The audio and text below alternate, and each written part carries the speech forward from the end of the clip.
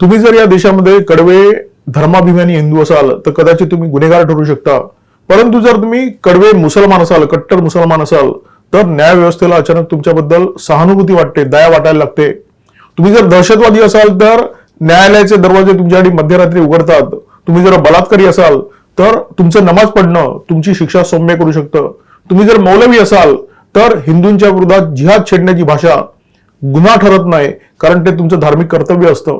मुस्लिम मतांच्या समोर राजकारणी लोटांगण घालतात हे चित्र या देशाने, या देशाच्या जनतेने वर्षानुवर्ष पाहिलेलं आहे. परंतु आता कट्टरतावादाच्या समोर न्यायालय सुद्धा झुकू लागलेलं आहे. सर तनसे जुदा अशा धमक्या नुपूर शर्मा यांना आल्या, परंतु कन्हैयालाल आणि उमेश यांची तर गळा चिरून हत्या करण्यात आली. ज्यांनी कन्हैयालाल यांची हत्या केली ते त्यांचे अत्यंत जवळचे मित्र होते. हत्या करतानाचा व्हिडिओ त्यांनी समाज माध्यमांवर टाकला आणि हिंदू समाजाला इशारा दिला, बघा हे तुमच्या वाट्याला सुद्धा येऊ शकतं.